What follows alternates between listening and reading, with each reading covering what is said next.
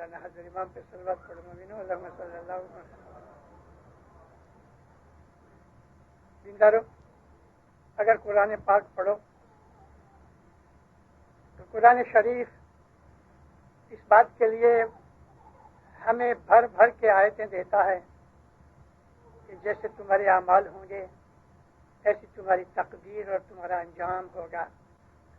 اللہ تعالیٰ نے تقویٰ کے اوپر اور اعمال صالحہ کے اوپر بہت زور دیا ہے، اور حقیقت یہی ہے کہ یہ دارالعمل ہے. ہم یہ دنیا جس کو کہتے ہیں یہ دارالعمل ہے.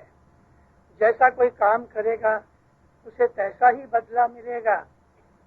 خدا تعالیٰ نے اپنے پاک ناموں کے اندر سے ایک نام ہمیں بتایا ہے اور وہ ہے العدل، یعنی خدا جو ہے وہ انصاف کرنے والا عادل ہے. اگرچہ خدا نے اپنے اوپر رحمان کا نام بہت زیادہ استعمال کر کے فرمایا کہ میں نے اپنے اوپر اپنی رحمت کو لازم کر رکھا ہے، لیکن عمل اعمال تولے جائیں گے. خدا تعالیٰ نے میزان کا نام لیا ہے کہ تمہارے اعمال کو تولا جائے گا، اور فرمایا ہے کہ ایک ذرہ برابر بھی رائی کے دانے جتنی بھی نیکی برباد نہیں کی جائے گی. رائی کے دانے جتنا بھی اگر گناہ کیا جائے گا تو اس کا بدلہ دیا جائے گا، کیونکہ اعمال جو ہیں وہی انسان کی عبادت کا دار و مدار ہے. اعمال اچھے بھی ہیں بد بھی ہیں. اگر اعمال اچھے ہیں تھوڑی ذرا والیوم کم کریں. اعمال اچھے بھی ہیں برے بھی ہیں. اقبال کہتے ہیں کہ عمل سے زندگی بنتی ہے جنت بھی جہنم بھی. عمل سے زندگی بنتی ہے جنت بھی جہنم بھی. یہ خاکی اپنی فطرت میں نہ نوری ہے نہ ناری ہے. انسان خاکی ہے، فرشتہ نہیں کہ نور سے پیدا ہوا ہے، اور جن بھی نہیں کہ آگ سے پیدا ہوا ہے. جس طرح سے فرشتے ہیں اسی طرح سے مختصر ذرا اس کی والیوم کم کرنا کیونکہ یہ ہوتا ہے وہ ٹھیک نہیں. فرشتے خدا تعالیٰ نے نور میں سے بنائے اور جنات کو آگ میں سے بنایا. انسان کو خاک میں سے بنایا جو سب سے نیچی چیز ہے. اور یہی وہ چیز تھی کہ عزازیل کو تکبر آیا جب خاک کے پتلے کے سامنے سجدہ کرنے کا حکم آیا تو اللہ کے سامنے اس نے یہی اعتراض کیا کہ اے پروردگار میں تیرا بندہ ضرور ہوں لیکن میں اس کو سجدہ نہیں کرتا. کیوں کہ میں ناری ہوں، یہ خاکی ہے. آگ جو ہے وہ خاک سے اونچی ہے. یہ تکبر ہے، اور تکبر خدا کی خوراک ہے. اللہ کے ناموں کے اندر سے ایک نام ہے المتکبر، یعنی محض وہی ایک ہے جو تکبر کر سکتا ہے، اپنی بڑائی کر سکتا ہے، کیونکہ اس سے زیادہ اونچا اور کوئی نہیں. لیکن انسان اگر تکبر کرے تو اسے سمجھنا چاہیے کہ انسان کے اوپر تو اور بہت سے بڑے بڑے انسان بیٹھے ہیں. کسی کو مال و دولت کا اگر تکبر ہے، یا کسی کو علم کا تکبر ہے، یا کسی کو اپنی بدنی قوت کا تکبر ہے، یا کسی کو اپنے حسن کا تکبر ہے، کسی کو اپنے انفلوئنس کا تکبر ہے، تو یہ تکبر دنیا میں رہنے والے نہیں بلکہ سزا لاتے ہیں. یہ تکبر یا اور بھی قسم کا تکبر، ہر وہ چیز کہ جس میں انسان کو اپنی بڑائی محسوس ہوئے اور اس کے اندر ہوں پنی پیدا ہو جائے، وہ چیز انسان کو گراتی ہے. اور خدا کبھی بھی کسی چیز کو تکبر سے زیادہ نہیں سمجھتا کہ جس کی سزا دی جائے. یعنی کہ تکبر جو ہے خدا کبھی معاف نہیں کرتا. تکبر کرنا خدا کے سامنے بغاوت کرنے کے برابر ہے. تمام گناہ بخشے جائیں گے مگر تکبر کی سزا ملے گی، وہ نہیں بخشا جاتا. اس لیے کہ خدا اس کی گردن کو کہ جو اکڑی ہوئی گردن ہے جھکا دیتا ہے. بڑے بڑے لوگ جن کے اندر خامی یہ ہوتی ہے کہ ان کی آنکھیں ٹنل ویژن بن جاتی ہیں. ٹنل ویژن کیا کہتے ہیں کہ ایک پائپ لے کے آپ اس کے اندر سے دیکھو تو اس پائپ کے اینڈ کے اوپر جو گول دائرہ ہوگا اتنا ہی نظر آئے گا، ارد گرد کی 180 ڈگری کی ویژن اس آدمی کو نہیں ملتی. ایک نارمل آدمی کی ویژن یہ ہے کہ ادھر اور ادھر 180 ڈگری اس کی ویژن ہوتی ہے. لیکن ٹنل ویژن صرف سامنے ہی دیکھتے ہیں. بعض مایوپک آدمی جو ہوتے ہیں بہت موٹا چشمہ لگاتے ہیں, ان کی سائڈ ویژن نہیں ہوتی, سائڈ سے ان کو نظر نہیں آتا. متکبر آدمی جو ہوتا ہے اس کی نظر گھٹ جاتی ہے, نیرو مائنڈڈ ہوتا ہے اور نیرو ویژن ہو جاتی ہے. ایک بڑا مالدار آدمی اپنا اسماعیلی بمبے کھڑک جماعت خانے درخانے کے سامنے بڑی عالیشان بلڈنگ ہے. آج وہ گزر گیا ہے, اس کو بہت برس ہو گئے, لیکن اس بلڈنگ کا نام آج بھی اس کے نام سے ہے. مالدار شخص تھا, کاٹن کا بیپار کرتا تھا اور تکبر بھی تھا. تکبر انسان کو کسی کی صلاح مشورہ قبول نہیں کرنے دیتا. آپ اگر کسی کو نصیحت کرو تو جو آدمی نرم دل ہے, جس میں ہیوملٹی ہے, حلیمی ہے, ٹالرنس ہے, پیشنس ہے, وہ آپ کے مشورے کو سن لے گا. اگر نہیں قبول کرنا تو چپ رہے گا. لیکن جو آدمی مغرور ہے, آپ نے اس کو کبھی کوئی مشورہ دیا تو وہ سامنا کرتا ہے, بغاوت کرتا ہے. یہ آدمی بڑا مالدار تھا, جماعت خانے کی حاضری بہت کم تھی کیونکہ مالدار ہو گیا. میں نے یہ دیکھا ہے کہ مسجدوں میں, مندروں میں, چرچ میں, جماعت خانوں کے اندر عموماً میجورٹی غریبوں کی ہوتی ہے. اگر ذرا سا دنیا کا مال مل گیا تو اس کو اس مال کی گرمی کی وجہ سے نشہ آ جاتا ہے اور وہ یہ سمجھتا ہے کہ میں مغرور ہو گیا ہوں. مانتا ہے اس بات کو, لیکن اس بات کی حقیقت کو نہیں جانتا کہ میں کوئی بھول کر رہا ہوں, غلطی کر رہا ہوں. یہ آدمی بڑا مالدار تھا. ایک دفعہ مہمانی رکھی,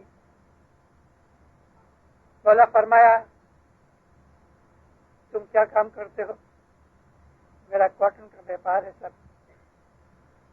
سٹا کرتے ہو کہ بیپار کرتے ہو؟ سٹے اور بیپار میں کیا فرق ہے کہ بیپار اس کو کہتے ہیں کہ مال لے کے گوڈاؤن میں رکھے اور اونچا نیچا بھاؤ ہوئے تو بیچ ڈالے.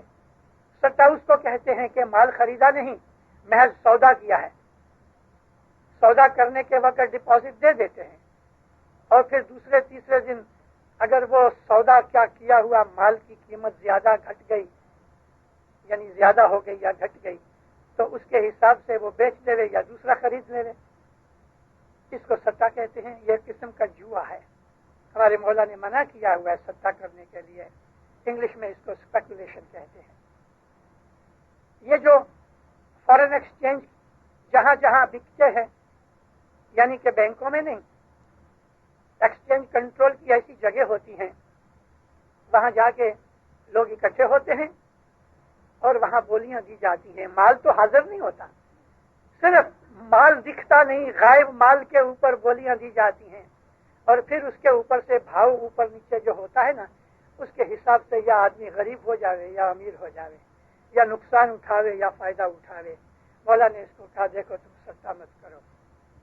اس نے کہا میں سٹا کرتا ہوں. مولا نے اس کو منع کیا. بس وہ جواب نہیں دیا. مولا اس کے در سے اٹھ کے تھوڑی سی اور مہمانیاں دور گئے تو وہاں ایک معمولی شخص تھا. اس کو پوچھا کیا کام کرتے ہو؟ کہ خداوند میں کاٹن کا بیپاری ہوں, مال لیتا ہوں, جب یہ بھاؤ زیادہ ہوتے ہیں تو بیچ ڈالتا ہوں.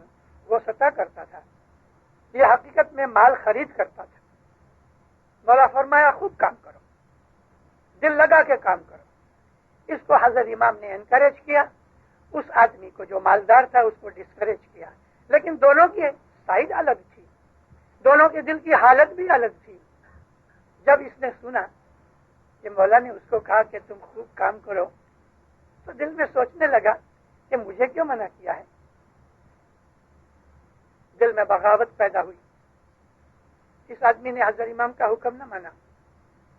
شروع میں بھاؤ چڑھتے گئے, یاروں کے ساتھ بیٹھ کے گپے مارے. دیکھا کہتا ہے آغا صاحب, یعنی حضرت امام کو آغا صاحب کہتا ہے, حضرت امام نہیں کہتا. ایمان کی بات ہوتی ہے. یہ آغا صاحب ہے نا, وہ ضرور مذہب کے رہنما ہیں، ہمارا مرشد ہے، لیکن اس کو ویپار کا کیا پتا ہے؟ یہ بڑائی کے الفاظ بری نشانی تھی۔ 6-7 مہینے بھاؤ چڑھتے گئے، اس نے مال خریدنا شروع کیا۔ مال خریدا یعنی مال گودام کے اندر جمع نہیں کیا، سٹے کے اندر لیا جاتا ہے، جیسے کہ بانڈز وغیرہ ہیں، یا ایکسچینج کنٹرول کے اندر کئی قسم کی کمپنیوں کے، پبلک کمپنیوں کے شیئر بیچے جاتے ہیں، لوگ شیئر خریدتے ہیں۔ کچھ مہینے جب یہ بھاؤ چڑھتے گئے اور یہ خریدتا گیا، ایک دن ایسا آیا کہ ایسے بھاؤ گرے کہ چھت سے نیچے اتر آئے۔ 4-5 سال پہلے دنیا کے اندر ایسا ہی ایک اکنامک زلزلہ آیا تھا کہ ایک ہی رات کے اندر بلینز ڈالر کا نقصان ہو گیا، بڑے بڑے بینک فیل ہو گئے، اور جاپان کے اندر تو کئی لوگوں نے خودکشی کر لی۔ اس آدمی کی ساری ملکت ختم ہو گئی، دیوالیہ بن گیا، مکان بھی بک گیا، کیونکہ پرومس جو ہوتا ہے وہ پالنا پڑتا ہے۔ اتنی حالت خراب ہو گئی کہ کپڑے دھونے کے لیے صابن خریدنے کے پیسے نہیں تھے۔ چائنا سلک کا سوٹ ضرور تھا، لیکن لانڈری کیا ہوا نہیں تھا۔ ٹوپی میلی ہو گئی، اس کو دھلانے کی ہمت نہیں تھی۔ اتنا نوالا ختم ہو گیا، منہ نیچا پڑ گیا، اور شرم کے مارے باہر نکلنا کم کر دیا۔ برس کے بعد حضرت امام سلطان محمد شاہ کی 15 منی ہوئی، تو یہ آدمی کسی اور اپنے رشتہ دار کی مہمانی میں پیچھے 4-5 لائن میں بیٹھا تھا، منہ نیچا کر کے۔ مولانا امام سلطان محمد شاہ جب آ کے بیٹھے، اس پہ نظر پڑی، مولانا نے لکڑی اٹھا کے اس کی طرف اشارہ کیا، نام لیا، منہ اونچا کیا۔ ماں باپ نے فرمایا نزدیک آؤ۔ نزدیک آیا، منہ نیچے پڑا ہے، شرمندگی سے بھرا ہوا ہے۔ مولانا سلطان محمد شاہ فرمایا ہم تم کو نہیں کہا کہ تم سجدہ نہیں کرو؟ ہاں صاحب کہا۔ کیا ہم نے تم کو منع نہیں کیا تھا؟ ہاں صاحب کیا تھا۔ پھر بھی تم نے نافرمانی کی، اب دیکھو انجام ہے۔ ہم کو بہت افسوس ہے، ہمارے کسی روحانی بچے کا ایسا نقصان ہو جائے۔ نافرمانی 2 وجہ سے ہوتی ہے، یا تو وہ نافرمانی انسان کی بے درکاری سے ہوتی ہے، اور یا اس میں مغروری پیدا ہوتی ہے، تبھی اس کی نافرمانی ہوتی ہے۔ ایک بہت بڑی ایسی ہی فیملی، مشہور فیملی زنجبار کے اندر، وہ آدمی سر بن گیا۔ اس وقت کی ملکہ وکٹوریا نے اس کو نائٹ ہوڈ دی، سر کا ٹائٹل دیا، سر تھاریا ٹوپن۔ معمولی آدمی تھا، حسن علی شاہ ماں باپ کے زمانے میں مائگریٹ ہو کے کچھ سے زنگبار آیا، اور یہاں سلطان کا کام کرتے کرتے بڑا مالدار بن گیا، کسٹم منسٹر بن گیا، خوب پیسہ بنایا۔ اس کی خدمتیں دیکھ کے کوئین وکٹوریا نے اس کو نائٹ ہوڈ دی، سر تھاریا ٹوپن۔ اپنی اسماعیلی قوم میں سب سے پہلا سر یہ آدمی تھا۔ اس کی ایک عورت تھی کہ جو افریقن تھی، دوسری کھوجی تھی۔ تو اس کھوجی عورت کا دبدبہ تھا، سارا گھر، ساری فیملی اس کے قبضے میں تھی۔ سر تھاریا ٹوپن گزر گیا۔ اب وہ جو افریقن عورت کے بچے تھے ان کو کچھ دیا نہیں لیڈی جان بائی نے، اس کا نام جان بائی تھا۔ سر تھاریا ٹوپن کی ودوا بیوہ سر تھاریا ٹوپن اسماعیلی تھا، کچھ کا رہنے والا تھا، اچھا آدمی تھا، جماعت کی خدمت کرتا تھا، لیکن عورت اکھڑ تھی۔ لیڈی جان بائی ساری ملکت پہ قبضہ کر کے بیٹھ گئی، اور اس وقت زمانے میں لاکھوں روپے تھے، اور زنجبار میں اس وقت روپیہ چلتا تھا، انڈیا کا روپیہ۔ دوسری عورت کے جو بچے تھے وہ کاؤنسل میں گئے، جماعت میں گئے، اس کے سامنے جات کے روئے پیٹے، مگر لیڈی جان بائی نہیں مانی۔ امام سلطان محمد شاہ صلی اللہ علیہ زنجبار آئے تو انہوں نے یعنی دوسری جو افریقن عورت تھی اور ان کے بچوں نے مولا کے پاس عرضی رکھی. مولانا امام سلطان محمد شاہ صلوات اللہ علیہ لیڈی جان بائی کو کہا, جان بائی یہ بھی تمہارے شوہر کے بچے ہیں. لیڈی جان بائی کو خود بچہ نہیں تھا, اولاد نہیں تھی, اس لیے اس کے دل میں حسد تھا. جان بھائی تمہیں اولاد نہیں, لیکن یہ تیرے شوہر کے بچے ہیں, تیرے شوہر کی ملکت پہ ان کا حق ہے. بوڑھی تھی, سلطان محمد شاہ دنیا بھانے 22 برس کے تھے, بچے نظر آتے تھے. صاحب کو کہتی ہے تو چھوٹا تھا نا, تب سے میں نے تجھے کھلایا ہوا ہے, پالا ہوا ہے, تو میرے کو کیا نصیحت کرتا ہے. صاحب نے اس کو بہت کہا, کہتی ہے کہ میں اس کو ایک سینٹ نہیں دوں گی. میرے اوپر سوکن لے کے آیا, کچھ نہیں دوں گی. ماں باپ نے پھر اس کو نرمت سے سمجھایا. جیسے جیسے امام نرم ہوتے گئے تیسے تیسے وہ سخت ہوتی گئی. مولا کو کہتی ہے میں کچھ نہیں دوں گی, تو کتنا بھی پرس کرے گا. ماں باپ فرمایا یہ دنیا کا پیسہ ہے, یہ چلا جائے گا, پھر کیا کرو گی. کہتی کہ میں کپڑے دھوؤں گی دوسروں کے, برتن صاف کروں گی, جھاڑو دوں گی, لیکن اس کو ایک سینٹ نہیں دوں گی. مولا فرمایا خدا حافظ. مولا اٹھ کے چلے گئے. چند ہی برسوں کے اندر ساری ملکت کہاں چلی گئی کچھ پتہ نہ لگا. لیڈی جان بائی بامبے گئی اور اس کی موت سے پہلے کئی برسوں تک یہ لیڈی جان بائی کہ جو لاکھوں میں کھیلتی تھی, لوگوں کو گھروں میں پانی بھرتی تھی, برتن دھوتی تھی, کپڑے دھوتی تھی, جھاڑو نکالتی تھی, کیونکہ اس نے منہ سے جو چیز امام کے حضور میں کہی وہ اس کے سامنے آ گئی. انسان کو جب فخر آتا ہے نا تو اس کا ضمیر اندھا ہو جاتا ہے, وہ لوگوں کی نصیحتیں قبول نہیں کرتا, مانتا ہی نہیں کسی حالت کے اندر. رسول اکرم کی زندگی میں ایسے کتنے ہی واقعات آئے ہیں. انسان جب دل اس کا اندھا ہو جاتا ہے تو کسی بھی طریقے سے وہ ماننے کو تیار نہیں. اور خدا تعالیٰ نے ایسے لوگوں کے لیے اندھے کا لفظ استعمال کیا ہے قرآن شریف میں. اللہ فرماتا ہے کہ وہ لوگ جو اس دنیا میں اندھے ہیں وہ آخرت میں بھی اندھے رہیں گے. اب وہ اندھے, آنکھوں کے اندھے کہ بیماری کی وجہ سے آنکھیں چلی گئیں اور انسان اندھا ہو گیا, اللہ کا اشارہ ان کی طرف نہیں ہے, کیونکہ بہت سے اندھے ہیں وہ عابد ہیں, بہت سے اندھے ہیں بڑے نیک ہیں.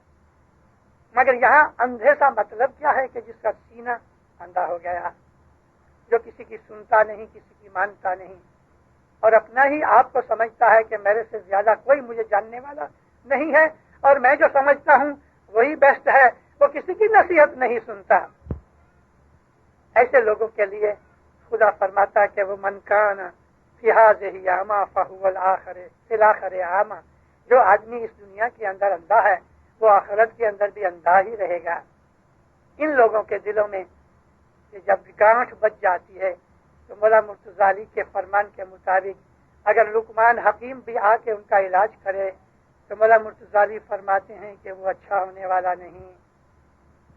ختم اللہ علی قلوبہم ولا ابصارہم ولا سمعہم غشاوۃ ولہم عذاب عظیم. اللہ نے مہر لگا دی ہے ان کی آنکھوں پہ, ان کے کانوں پہ اور ان کی زبان کے اوپر. نہ وہ دیکھیں گے, نہ وہ سنیں گے, نہ وہ اس بات کو قبول کریں گے, کیونکہ وہ اندھے ہو چکے ہیں.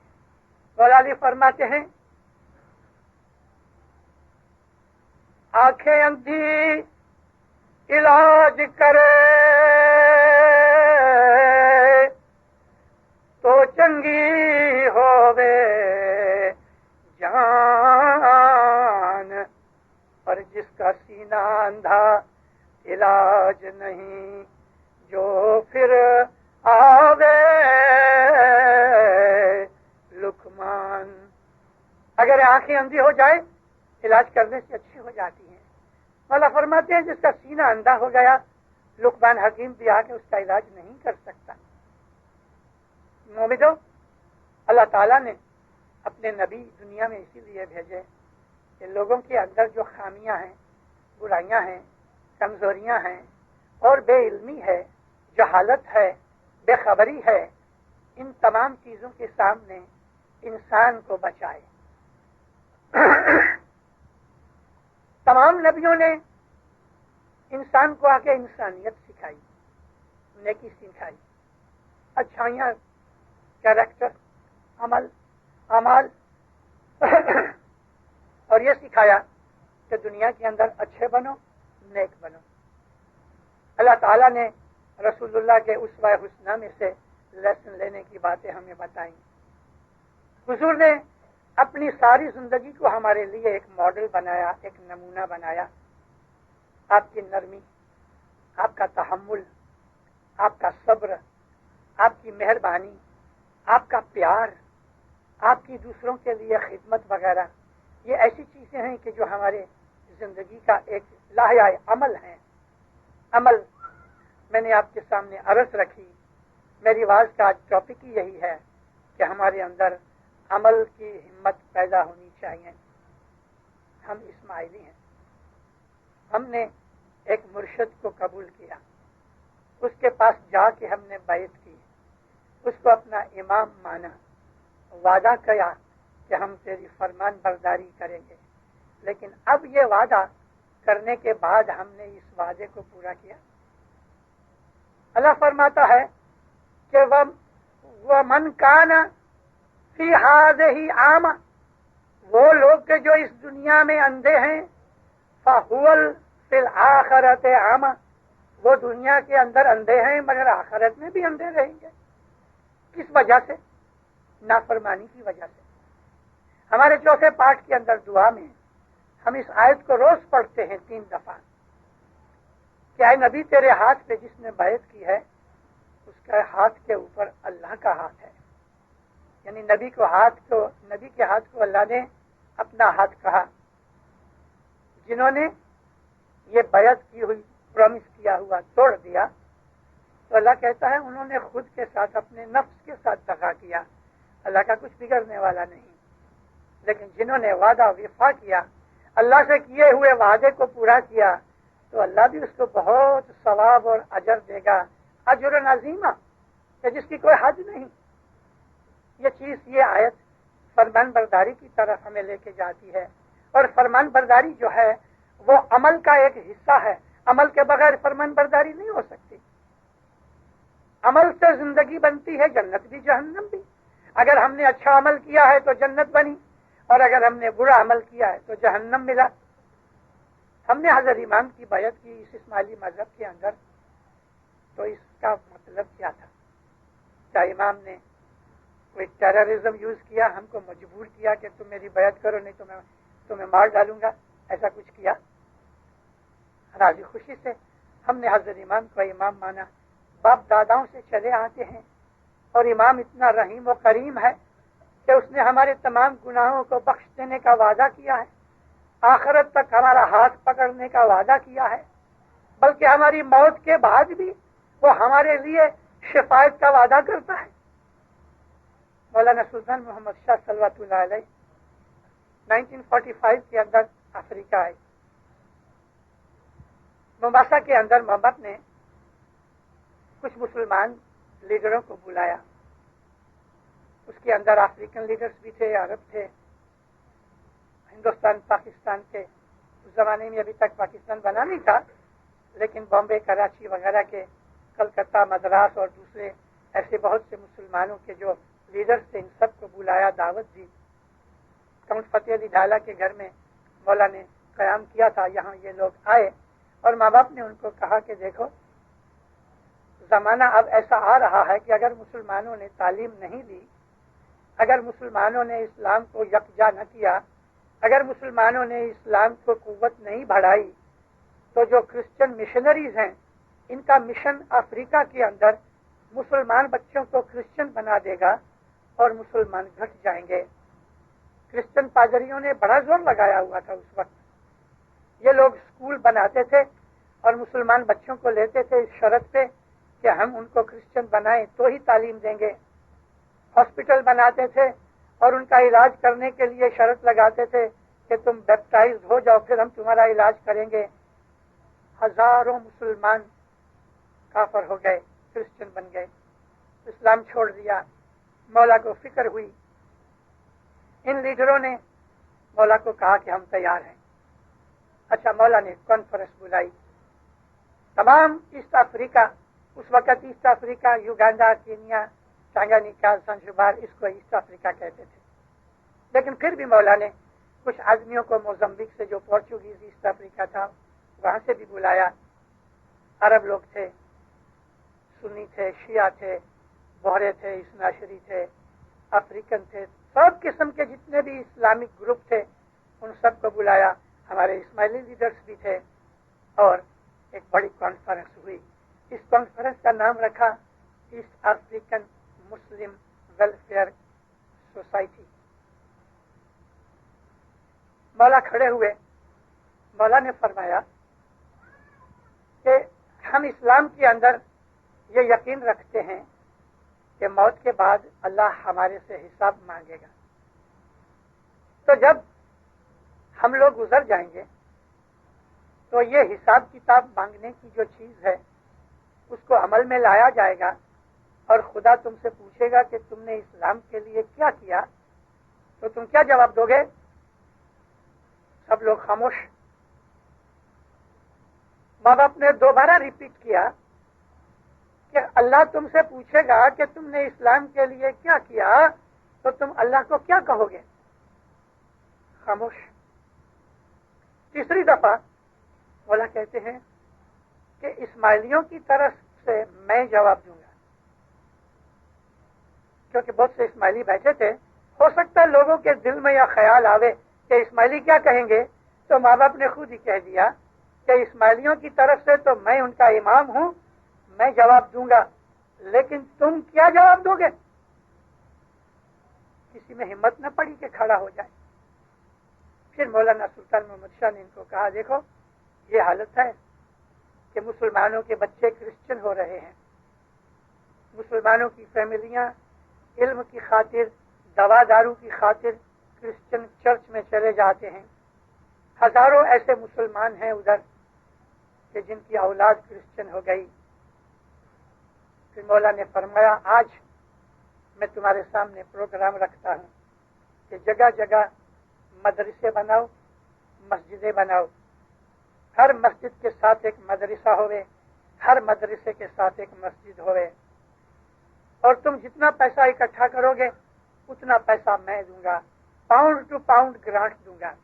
تم نے اگر 1,00,000 شلنگ اکٹھا کیا، 1,00,000 شلنگ میں دوں گا.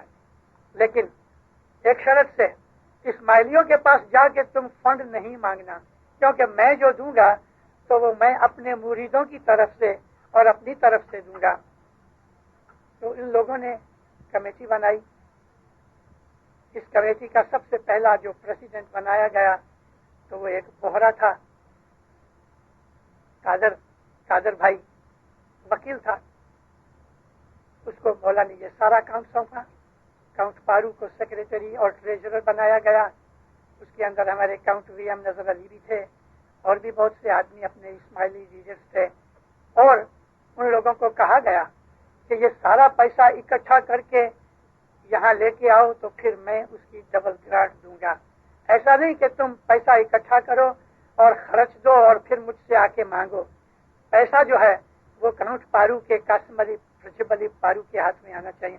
اس وقت کاؤنٹ قاسم رجب علی جو تھے ہمارے ابھی ممباسا میں ہیں، تو ڈائمنڈ ٹرسٹ کے اور ڈائمنڈ جوبلی کمپنی کے، جوبلی انشورنس کمپنی کے جنرل مینیجر تھے.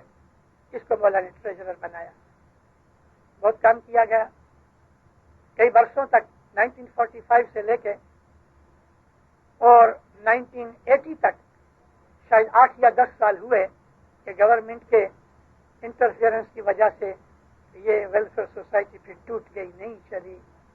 لیکن تقریباً 35-40 برس ویلفیئر سوسائٹی نے بہت کام کیا. مولانا سلطان محمد شاہ نے کم از کم اس کے اندر 1 کروڑ شلنگ دیا. حالانکہ پاؤنڈ ٹو پاؤنڈ کی آفر تھی مگر مسلمان پاؤنڈ ٹو پاؤنڈ نہ کر سکے. بعض دفعہ مسجدیں بنا ڈالیں اور پھر وہ مسجد پڑی رہے تو مولا اپنے خرچے سے اس کو پورا کر دے. یہ امام نے اسلام کے لیے بہت کام کیا ہے۔ میں نے یہ بات آپ کو اس لیے سنائی کہ امام زمان نے اسماعیلیوں کی طرف سے سارے مسلمانوں کے سامنے یہ تسلی دلائی کہ اسماعیلیوں کا ضامن میں ہوں، قیامت کے دن اسماعیلیوں کا میں جواب دوں گا۔ اسماعیلی تو خوش ہو گئے نا، ہم کتنے خوش نصیب ہیں مومنوں۔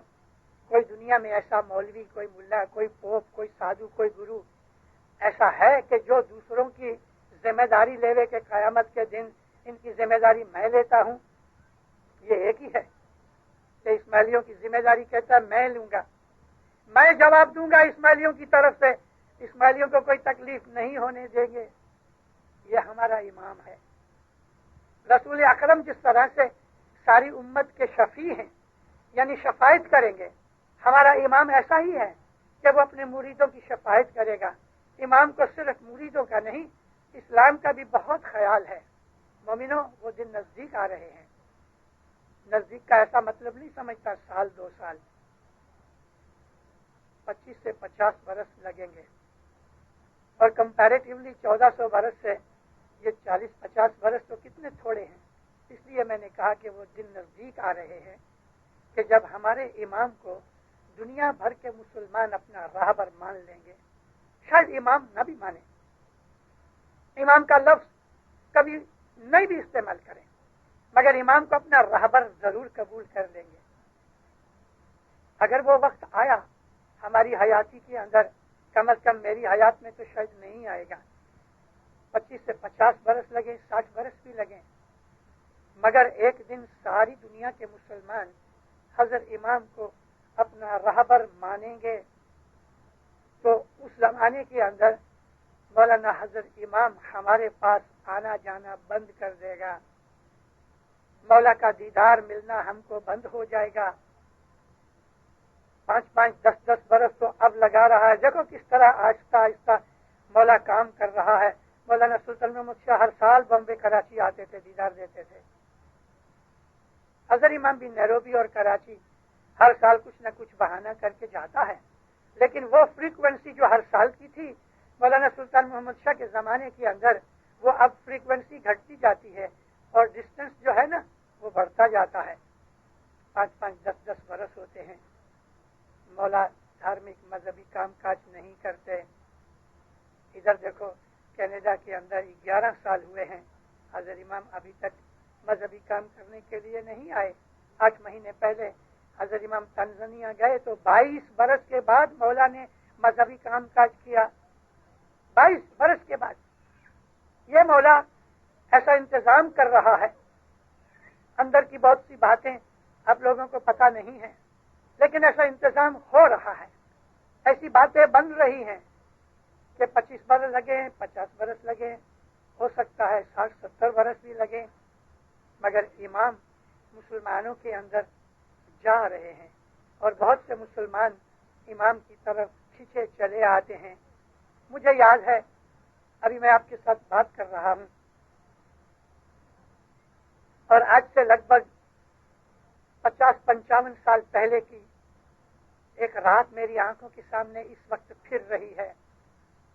دسمبر مہینے کی 31 تاریخ 1934 دلی کے اندر آل پارٹیز مسلم کانفرنس ہوئی۔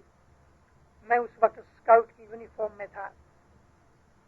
40,000 مسلمان اکٹھے ہوئے، سارے ہندوستان کے مسلمان جو تھے ان کے لیڈرز آئے اور دوسرے بھی بہت لوگ آئے۔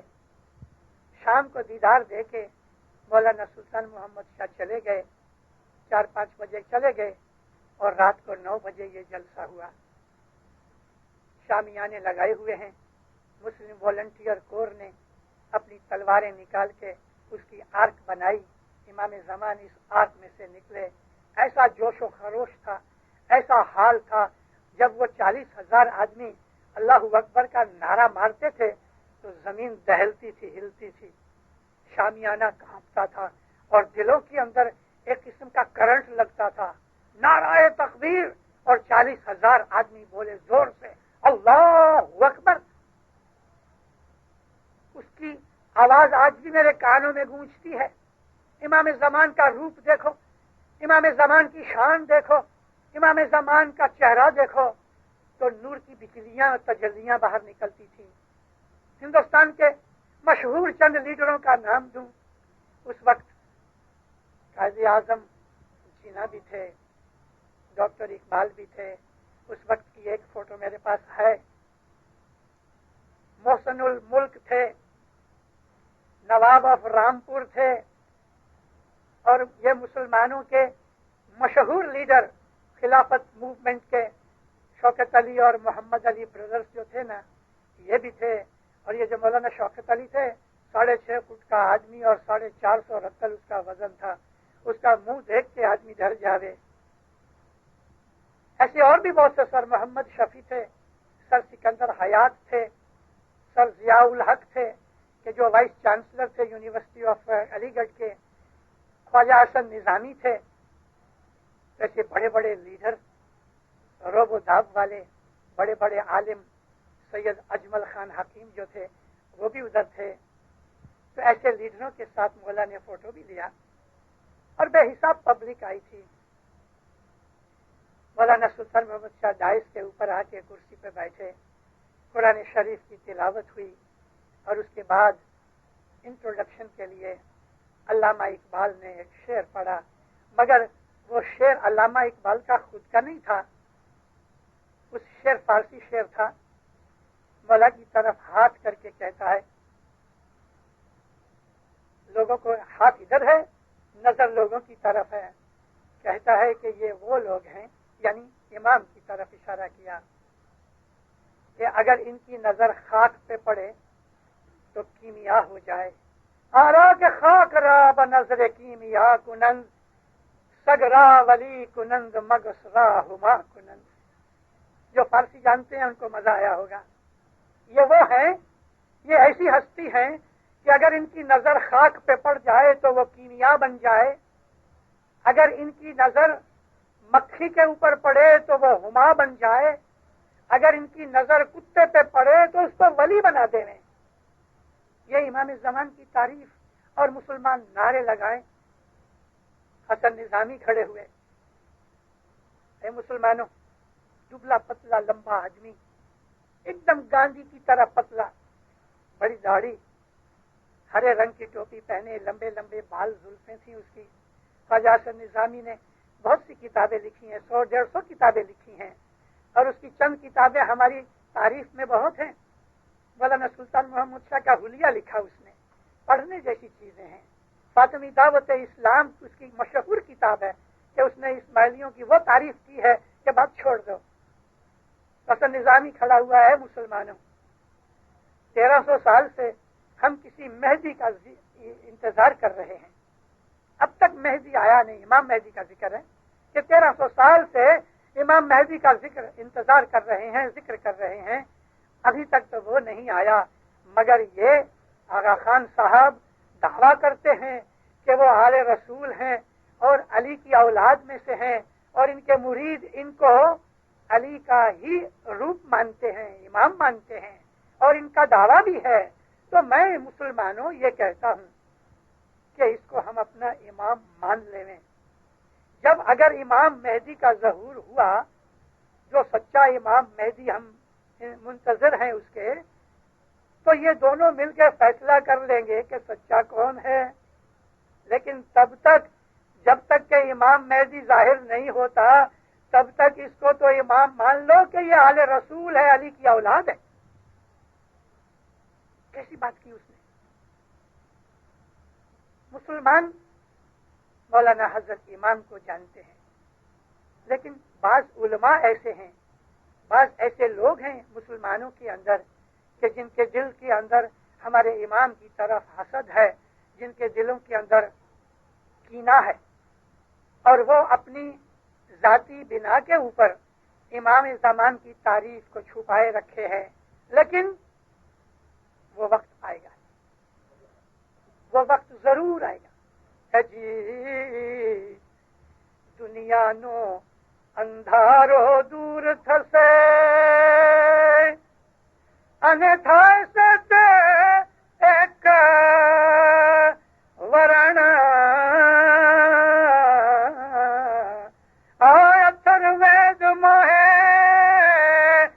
کرم بھاکھیا سروے آوسے علی نبی نے شرن. اتھر وید کی صدر دین نے قرآن کا نام رکھا ہے. صدر دین نے بہت کام کیا ہے. اس کے الفاظ اگرچہ سنسکرت ہے مگر اسلام سے بھرے ہوئے ہیں. پھر کہتے ہیں کہ دنیا کا اندھیرا دور ہو جائے گا. یہ اندھیرا کون سا؟ اگنورینس کا، کہ آغا خان کو وہ مان لیں گے، اس کی حقیقت کو جان لیں گے، اس کی سچائی کو سمجھ لیں گے. یہ جہالت اور اندھیرا دور ہو جائے گا، تب وہ سمجھیں گے. اب تک اس کو نہیں سمجھتے اور کئی خلاف بھی ہیں. لیکن ایک زمانہ آئے گا کہ ساری دنیا علی نبی کے چرنوں میں، اس کے قدموں میں آ جائے گی، اور علی نبی کا نور جو ہے وہ شاہ کریم صلی اللہ علیہ ہیں. حضرت امام اسلام کی طرف جا رہے ہیں.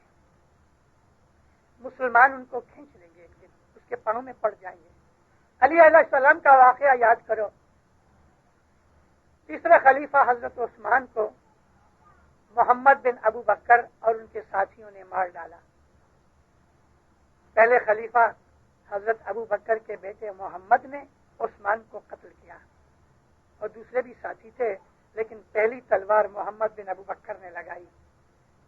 عثمان کو قتل کیا اور وہ بھاگ گئے، پکڑے نہیں گئے.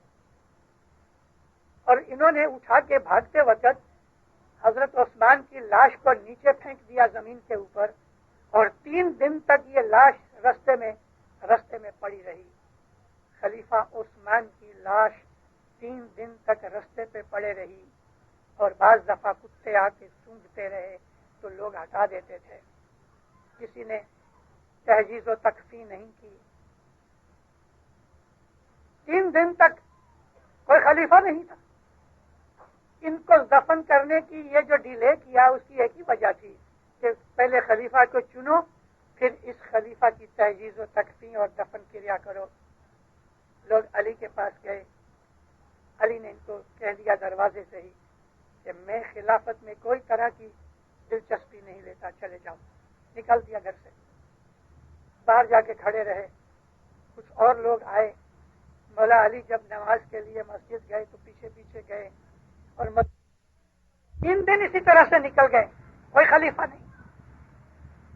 پھر کچھ لوگ مولا کے پاس گئے، عاجزی کی کہ یا مولا، ایسی حالت میں کہ کوئی خلافت کے لیے تیار نہیں، آپ کیا جس اسلام کو آپ نے ذوالفقار کے ساتھ بچایا اور دشمنوں کو برباد کیا، اسلام کو پھیلانے میں مدد کی، آج اس اسلام کو آپ برباد ہونا دیکھنا چاہتے ہیں؟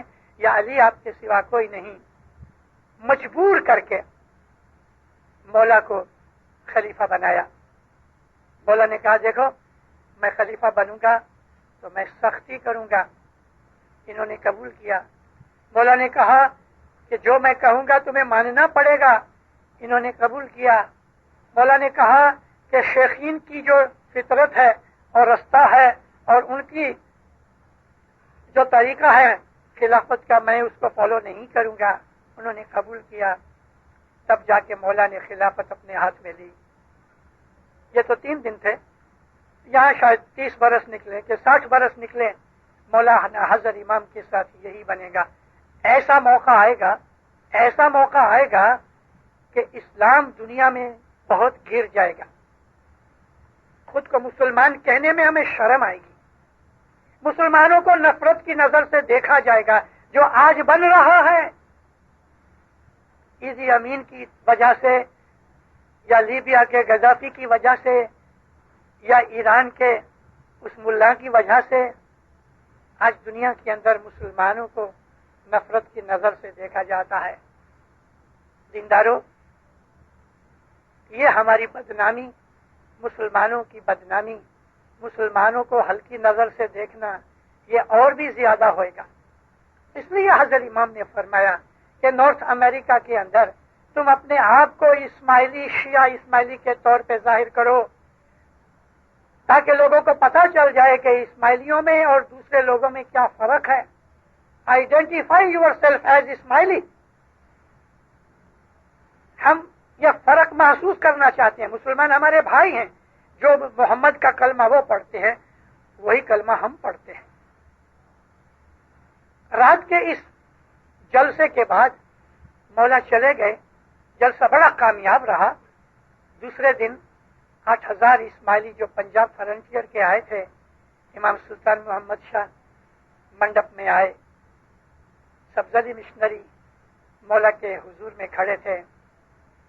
مولا نے پوچھا کہ رات کو جلسے میں کون کون تھا؟ تو آدھی جماعت نے ہاتھ کھڑا کیا. مرد لوگ لگ بھگ سب تھے. سبزلی مشنری نے کہا خداوند رات کو مسلمانوں کا آپ کی طرف پیار اور جو سلوک کیا انہوں نے وہ دیکھ کے ہمارا دل بہت بڑا ہوا. یا مولا مسلمان آپ پر فدا ہیں. مولانا سلطان محمد شاہ فرماتے ہیں سبزلی سچ بات ہے. تمہیں معلوم ہے یہ لوگ جب درود پڑھتے ہیں تو وہ درود میرے پہ آتا ہے. یہ میرے نانا کی امت ہے. اگرچہ وہ مجھے نہیں جانتے لیکن میرے نانا کی امت ہے. میں ان کو کیسے چھوڑ سکتا ہوں؟ یہ میرے نانا کی امت ہے. اسلام کو اسٹیبلش کرنے کے اندر جو علی نے کام کیا, جو ہمارے اماموں نے کام کیا, وہ کسی اور نے نہیں کیا. اور قرآن شریف بھی علی نبی کے گھر میں اترا. حضرت ابو بکر اور حضرت عمر یا عثمان کے گھر میں قرآن نہیں اترا. قرآن کے اوپر بھی ہمارا دعویٰ جتنا ہے دوسرے مسلمانوں کا نہیں ہے. اسلام جتنا ہمارے پاس ہے دوسرے مسلمانوں کے پاس نہیں ہے. امام کو اسلام کا جتنا درد ہے دنیا بھر کے تمام مسلمانوں کو ملا دو تو بھی اتنا درد پیدا نہیں ہو سکتا, کیونکہ یہ اسلام اس نے دنیا کے اندر اسٹیبلش کیا ہے.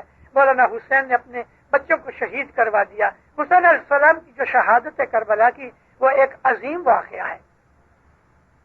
اگر مولانا حسین اپنا سر نہیں دیتے تو اسلام مٹ جاتا, اور اگر مولانا علی اپنی خلافت کا حق نہ چھوڑتے تو بھی اسلام مٹ جاتا. ہسٹری پڑھنے سے ہمیں چیز معلوم ہوتی ہے. تو حضرت امام ایسی چالیں چل رہے ہیں کہ جس کا انجام ہم کو بہت برسوں کے بعد ملے گا. میں کہنا نہیں چاہتا, کچھ باتیں ایسی ہیں میں ظاہر نہیں کر سکتا, لیکن مولانا حضرت امام دین اسلام کے اندر مسلمانوں کے اندر آہستہ آہستہ ہر دل عزیز پاپولر ہو رہے ہیں. مجھے ایک ہی ڈر ہے کہ امام سلطان محمد شاہ صلوات اللہ علیہ ایک دفعہ حسن آباد میں آئے. حسن آباد جماعت کی مہمانی تھی, کچھ باتیں ہو رہی تھیں, اسلام کی باتیں نکلیں. تو امام سلطان محمد شاہ ڈبل بریسٹ کا سوٹ ہمیشہ پہنتے تھے, چائنا سلک کا سوٹ تھا. کوٹ کو ایسا مولا نے اٹھایا اور کنارے کو اپنی 2 انگلیوں سے ایسا کاٹا کہ تھوڑا سا کپڑا نظر آوے. امام فرمایا ایسا وقت آئے گا کہ میرا تو دیدار نہیں ہوئے گا تمہیں, لیکن میرے اتنے کپڑے کا بھی دیدار تم نہیں کر سکو گے. میرا تو دیدار نہیں ہوگا, میرے کپڑے کا بھی دیدار تمہیں نہیں ہوگا. یہ اشارہ اسی طرف ہے جو چیز میں آپ کو کہہ رہا ہوں. اگر ہم نے حضرت امام کی دامن کو نہیں پکڑا, اگر ہم نے اسماعیلی مذہب کو اچھی طرح سے مضبوط نہیں کیا تو یاد رکھو دیندارو ہمارے ہاتھ سے امام نکل جائے گا. اگر ظاہر میں امام ہمارے پاس نہیں بھی آئیں گے تو ہمیں اس میں کوئی ڈر نہیں. امام تو دنیا میں موجود ہے. کبھی ایل اے نہیں آیا تو لندن میں ہوگا, کبھی سان فرانسسکو نہیں آیا تو پیرس میں ہوگا, کہیں مولا وینکوور میں نہیں آیا تو کہیں دلی میں ہوگا. کہیں نہ کہیں مولانا حضرت امام اس دنیا میں ہوئیں گے. یہ امامت کا وارہ نہیں, اس کے بعد کے امامت کے وارے کے اندر بھی جو حالات بننے والے ہیں وہ ہمارے سامنے پیروں نے 600 700 800 برس پہلے ہمارے ساتھ کہے ہیں, اور ان میں سے بہت سی چیزیں گنان پڑھنے سے اور آج کے حالات کو دیکھ کے ہمیں پتہ لگتا ہے کہ 20 برس کے بعد نہیں 50 یا 100 برس کے بعد کیا ہونے والا ہے. میں نے ایک شکاگو کے اندر 1982 میں 2 گھنٹے کی ایک میں نے واعظ کی تھی. وہ ایک ہی وقت ایسا میرے دل و دماغ میں چھا گیا, ایسی میری موڈ آ گئی کہ نیکسٹ 120 ایئرس کی باتیں گنانوں میں سے نکال کے میں نے جماعت کو بتائی. مجھے بہت دفعہ لوگوں نے کہا آپ وہ چیز ریپیٹ کرو, لیکن میرا دل نہیں مانتا اس کو ریپیٹ کرنے کے لیے. ایک دفعہ کہا ہے, کہہ دیا. اس میں خطرات بھی ہیں، مگر امام ہمارے پاس رہے گا، ہمارے دلوں میں رہے گا۔ آپ خیال کرو کہ 14 ملین 1 کروڑ 40 لاکھ کے قریب اسماعیلی رشیا میں ہیں، 5.5 ملین 55-56 لاکھ اسماعیلی چائنا میں ہے۔ اس مہینے کا جو لائف میگزین آپ اٹھاؤ تو مجھ کو خود کو حیرت ہوئی، کیونکہ میں جب افغانستان میں گیا تھا تو ہمیں معلوم ہوا کہ 7-7.5 لاکھ اسماعیلی افغانستان میں ہے، لیکن اس مہینے کا لائف، مئی مہینے کا لائف پڑھ کے میں بہت خوش بھی ہوا، حیران بھی ہوا۔ ایک جماعت خانے کی فوٹو دی ہے، اس فوٹو کے اندر حضرت امام کی فوٹو ہے اور مولا علی کی فوٹو ہے، قالین بچھے ہوئے ہیں اور جماعت بیٹھی ہوئی ہے، اور نیچے ایک اسماعیلی لڑکے کی فوٹو ہے، نیچے لکھا بھی ہوا ہے اسماعیلی بوائے، اور اس رپورٹر نے کہا ہے کہ 2 ملین اسماعیلی افغانستان کے اندر ہیں کہ جو آغا خان کے مرید ہیں، 12 لاکھ کے قریب اسماعیلی ایران کے اندر ہیں۔ ہمارے یہ لاکھوں اسماعیلی بھائی، میں نے کل بھی کہیں واعظ میں ذکر کیا ہے کہ 1000 سال ہو گیا دینداروں، انہوں نے حضرت امام کا ظاہری دیدار کبھی نہیں کیا۔ 1000 سال ہوا۔ حضرت امام نے تنزانیہ کے اندر اور ابھی کینیا میں یہ فرمان کیے کہ اب دروازے کھل رہے ہیں، چائنا سے، رشیا سے، افغانستان سے، ایران سے اسماعیلی ادھر آئیں گے کہ جن کو تم نے کبھی دیکھا نہیں ہے، نہ وہ تمہیں کبھی ملے ہیں، لیکن آہستہ آہستہ وہ آئیں گے۔ اس کا یہ مطلب نہیں ہے کہ یہ سارے 2.5 کروڑ کے 2 کروڑ اسماعیلی یہاں چلے آئیں گے، مگر ان کے اندر کچھ ینگ جوان آئیں گے، ادھر ایجوکیشن کے لیے آئیں گے یا کوئی اور کانٹیکٹ کے لیے آئیں گے۔ اس وقت بہت سے ہمارے افغانی بھائی ادھر ہیں نارتھ امریکہ کے اندر، یہ سلسلہ بڑھے گا۔ میں یہ کہہ رہا تھا کہ ہمارے یہ جو اسماعیلی بھائی ہیں وہ ایسے حساب میں، ایسی کنڈیشن میں رہے کہ 1000 سال ہوا انہوں نے ظاہری دیدار نہیں کیا مولا کا۔ البتہ برس میں 1 دفعہ 2 آدمی مل کے چھپ چھپا کے امام جہاں بھی ہوئے وہاں چلے جاتے تھے، کبھی بمبئی آ جاتے تھے، کبھی یورپ چلے جاتے تھے اور امام کے پاس جا کے جماعت کی باتیں کرتے تھے۔ لیکن جو بچے تھے ان کو تو پتہ بھی نہیں تھا کہ امام کیسا ہے۔ وہ زمانے کے اندر کیمرز نہیں تھے کہ فوٹو پکچر لے کے ان کو بھیجی جائے۔ آج تو جگہ جگہ فوٹو ہے۔ یہ افغانستان کے جماعت خانے کے اندر حضرت امام کا بھی فوٹو ہے، مولانا علی علیہ السلام کی بھی ایک پکچر ہے۔ تو دینداروں، اگر انہوں نے ظاہری دیدار کیے بغیر نسلیں، کئی نسلیں، 50-60 کے 100 نسلیں نکالی، 1000 برس نکالا، مگر ایمان ان کا خراب نہیں ہوا۔ وہ باپ سے ایمان سیکھتے رہے اور باپ نے بیٹے کو اپنا مذہب سکھایا، بیٹے نے اپنے بیٹے کو سکھایا، اس طرح وہ اسماعیلی مذہب کے اوپر مستقیم رہے۔ ان کے گھر لوٹے گئے، ان کی اولادیں ماری گئیں، ان کو جیل میں ڈالا گیا، پکڑ کے اوندا لٹکایا گیا، ان کے اوپر سختیاں کی گئیں۔ انہوں نے اس طرح سے تھوڑا اپنے آپ کو چھپایا بھی اور تقیہ کیا، مگر مذہب نہیں چھوڑا، اسماعیلی مذہب کے اوپر مستقیم رہے۔ تمام سختیاں، دکھ اٹھائے، قربانیاں کی، خوار ہو گئے، برباد ہو گئے، مگر مذہب کو اپنے سینوں میں چھپائے رکھا۔ کیا ہم یہ کام کر سکیں گے؟ ہمیں یہاں ذرا سی سختی ملتی ہے تو ہمارا ایمان ڈاواں ڈول ہو جاتا ہے، مکھی کمڑیا سے جھگڑا ہو جاوے تو جماعت خانہ بند ہو جاتا ہے، کونسل نے کوئی اچھی طرح جواب نہیں دیا تو ہم اپنے آپ کو دور سمجھنے لگ جاتے ہیں، تھوڑا پیسہ آ گیا تو ہم اپنا ایمان بھول جاتے ہیں۔ ہم اتنے کمزور ہو گئے، اتنے کمزور ہو گئے۔ اور یہ میں دیکھ رہا ہوں کہ آپ کی اتنی ادھر جماعت ہے، تقریباً 2200 اسماعیلی ہیں ایل اے کے اندر، جماعت خانوں کی حاضری دیکھو تو کچھ بھی نہیں۔ آج آپ میں سے بہت سے آئے ہوئے ہیں الحمدللہ آواز سننے، مولا آپ کو دین و دنیا میں سکھی آباد رکھے، آپ پہ راضی ہو، میری دعائیں ہیں۔ لیکن دینداروں، ہر روز کیوں ایسی حاضری نہ ہوئے؟ کون سی چیز آپ کو روکتی ہے؟ اگر شام کے وقت کسی کی جاب ہے کہ وہ نہیں آ سکتا تو چلو صبح آؤ، 2 دفعہ کی بجائے 1 دفعہ تو آؤ۔ ہونا تو یہ چاہیے کہ صبح شام ہمیں آنا چاہیے، لیکن ایل اے کے اندر، کیلیفورنیا کے اندر تھرو آؤٹ میں نے دیکھا ہے اور میرا دل جلتا ہے کہ ہمارے بھائی جماعت خانے نہیں آتے۔ شام کی کون سی ایسی چیز ہے کہ جو آپ کو روکتی ہے؟ سستی، غفلت۔ ہاں، ہم اپنے مذہب کے لیے تھوڑی سی قربانی نہیں دے سکتے؟ शाबाश है ना इन लोगों को कि जिनके ऊपर इमाम इतना राजी है। ज़हर का दीदार इन्होंने कभी नहीं किया, लेकिन ईमान ऐसा है कि गर्दन कटवा देते हैं तो भी ईमान छोड़ते नहीं। और शायद इसमें इमाम का कोई भेद है कि ख्वाजा कमजोर हो रहा है तो बोला इन लोगों को यहाँ लावे, अगरचे उनके पास गिनान बोलने के लिए नहीं, फरमान की किताबें नहीं, ये नाजी का सिलसिला नहीं, उनके पास मेहमानियां नहीं, उनके पास 5 बार साल और दूसरी मंडलियां नहीं, उनके पास वो बख्शिशें नहीं जो हमारे पास हैं, उनके पास बैतुल ख्याल का बोल नहीं, मगर हमसे ज्यादा वो नूर का परताव और दर्शन करते हैं। ख्वाजा कमजोर हो गया है। हिंदुस्तान जम्मू द्वीप का इस्माइली कमजोर हो गया है। शैतान ने उसको पकड़ लिया है। वो आधा मुरीद शैतान का है और आधा इमाम का है।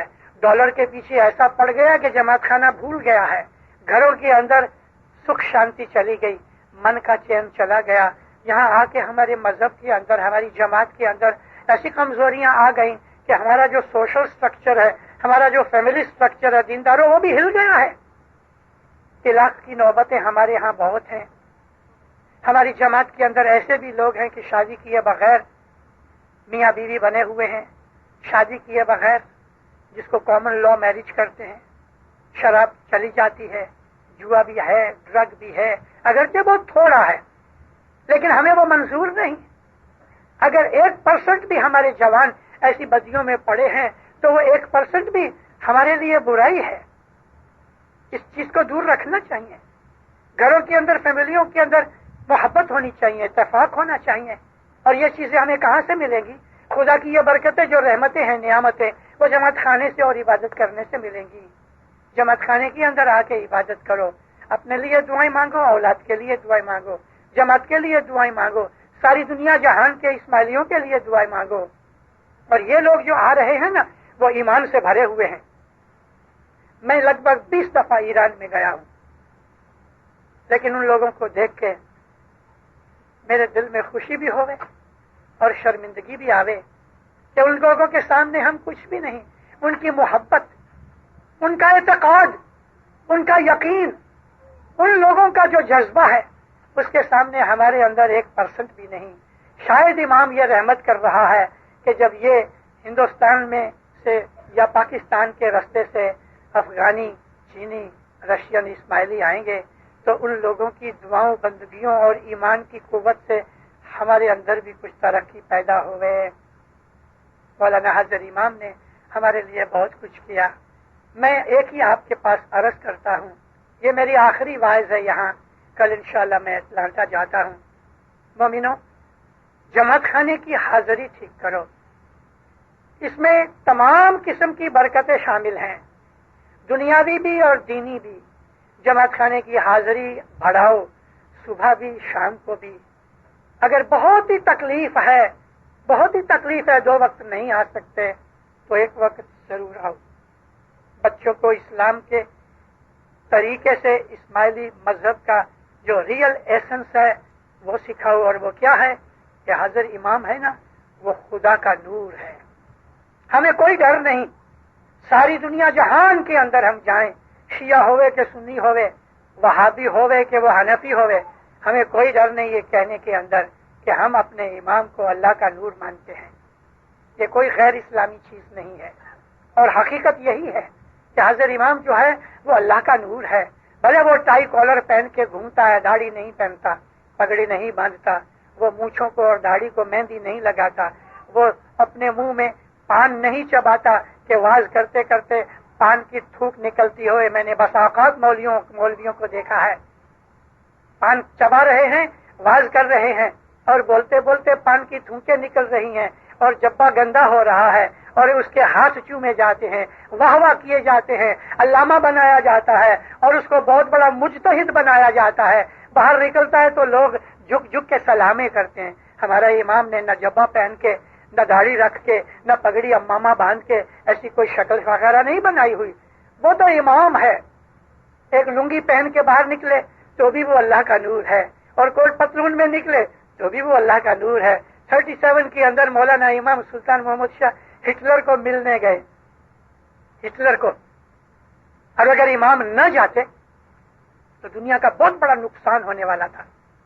امام نے اس زیادہ نقصان سے دنیا کو بچا لیا. وہ پھر کسی دفعہ کہوں گا کہ وہ کیا بات تھی. مولا برلن گئے تو وہاں مسجد تھی ایک برلن کے اندر. برلن کی اس مسجد کے وزٹ کے لیے مولا کا انتظام کیا گیا اور اس وقت مسجد کا جو مجاور تھا وہ نام تھا اس کا خواجہ صدر الدین لاہور کا آدمی تھا. وہ تو بس مولا کو ریسیو کیا. اب جو مولا کو ریسیو کرنے آیا تو عربی لباس پہنا اس نے, کفیہ پہنی اوپر کپڑا رکھ کے. عرب لوگ نہیں, وہ دو ایسے لائنیں باندھتے ہیں, اس کو کفیہ کہتے ہیں, اور لمبا جبرا, ہاتھ میں تسبیح. مولا داڑھی رکھی ہوئی تھی. مولانا امام سلطان محمد شاہ کا اس نے استقبال کیا, لے کے آئے. مولا نے مسجد بھی دیکھی, آفس میں بیٹھے, ٹی پارٹی ہوئی. اور بھی بہت سے آدمی جو ہندوستان پاکستان سے برلن میں آئے تھے, کچھ 2-3 ایسے جرمن تھے کہ جو مسلمان ہو چکے تھے, یہ سب لوگ بیٹھے ہوئے تھے. 100-150 آدمی تھے. اس میں یہ صدر الدین نے کھڑے ہو کے امام کے لیے جو ایڈریس پڑھا, تو اس ایڈریس کے اندر مولانا حضرت امام کے لیے بہت تعریف کی, لیکن بیٹھ کے پرسنلی صاحب کو کہتا ہے کہ سرکار میں تو ایسا سمجھتا تھا کہ آپ آل رسول ہیں, تو آپ نے اپنی شکل اس طرح بنائی ہوگی کہ بھئی داڑھی ہوگی, جو حقیقت میں مسلمانوں کا امامت کا لباس اور اپیئرنس ہوتی ہے, تو آپ نے یہ کیا کافروں کا لباس پہنا ہے. یعنی مولا تو سوٹ میں تھے نا, ٹائی پہنی ہوئی تھی, تو یہ تو عموماً یورپین ڈریس ہے نا. تو صاحب کو کہتا ہے کہ آپ نے وہ مسلمانوں کا لباس نہیں پہنا, کافروں کا پہنا ہے, اور خود اس نے وہ عرب ڈریس پہنا ہوا تھا. مولانا سلطان محمد شاہ کو کہتے ہیں, مولوی صاحب, ابو سفیان جس نے مولا علی کو اور رسول اکرم کو دکھ دیا, اسلام کو مٹانے کی کوشش کی, اس کا لباس آپ کے لباس جیسا تھا کہ میرے لباس جیسا تھا؟ چپ. مولا کہتے ہیں کہ یزید نے خانہ کعبہ کو آگ لگائی, اس یزید کا لباس آپ جیسا تھا کہ میرے جیسا لباس تھا؟ کیا جواب دے دیں؟ چپ. مولا کہتے ہیں کافروں کا لباس تو نے پہنا کہ میں نے پہنا؟ پسینہ پسینہ ہو گیا, معافی مانگی. جب مولا جانے لگے تو کہتا ہے مجھے ایک ملاقات اور چاہیے, آپ کے ساتھ مجھے فوٹو چاہیے, لیکن ابھی کیمرہ مین نہیں ہے, کل آپ مجھے وقت دو. ماں باپ کا چاہ میرے ہوٹل میں آ جاؤ. دوسرے دن وہ پتہ کس طرح گیا, کوٹ پتلون پہن کے, ٹائی لگا کے, داڑھی باڑی نکل گئی, پگڑی لگائی, لاہوری تھا. اس کی فوٹو ہے, مولا کے ساتھ اس کی فوٹو لکھی ہوئی ہے. برلن کی مسجد کا مجاور یا امام یا جو کچھ بھی کہو, ملا امام زمان کو کہتا ہے کہ آپ نے کافروں کا لباس پہنا, یعنی کوٹ پتلون. ہمارا امام جو ہے نا وہ امام ہے. میں نے آپ کو عرض کی کہ وہ کسی بھی لباس میں ہوئے, وہ اللہ کا نور ہے. اس کی فرمان برداری کرو, اس کی شناخت کرو, اس کے ساتھ وفادار رہو, اس کے کہنے پہ عمل کرو, اور دین و دنیا کی برکتیں سمیٹو. مولانا حضرت امام آپ کو سکھی آباد کرے, ایمان کی سلامتی دے, ایمان کا زور دے. مولا آپ میں قوت ایمانی اور روحانی پیدا کرے. مولا آپ کو ظاہر باطن میں نور عطا کرے. مولا آپ کی دعاؤں بندگیوں کے اندر زور اور اثر پیدا کرے. مولا آپ کی تمام آفتیں بلائیں دور رکھے, آپ کی مشکلیں آسان کر دے, بیماروں کو شفا دے, بے روزگاروں کو روزگار دے, تکلیف والوں کی تکلیفیں دور کر دے. مولا بے اولادوں کو اولاد دے. مولانا حضرت امام ان تمام بیماروں کو کہ جو کسی بھی تکلیف میں یہاں یا ساری دنیا میں ہیں, روحانی بیماری, دماغی بیماری, جسمانی بیماریاں دور کرے. مولا آپ کے آل اولاد کو ہمیشہ دین میں, دنیا میں سکھی, آباد اور ایمان سے مضبوط رکھے. مولانا حضرت امام جماعتوں میں, کلبوں میں, فیملیوں میں اتفاق و محبت کی برکتیں دے. مولا آپ کے روزی رزق میں برکت دے, آپ کی جان مال میں برکت دے, آل اولاد میں برکت دے, روزی کمائی میں برکت دے. مولا ایمان اور عبادت میں برکت دے, اور ہمیشہ آپ کے اوپر راضی رہے. ظاہر باطن دیدار نصیب کرے. ہے زندہ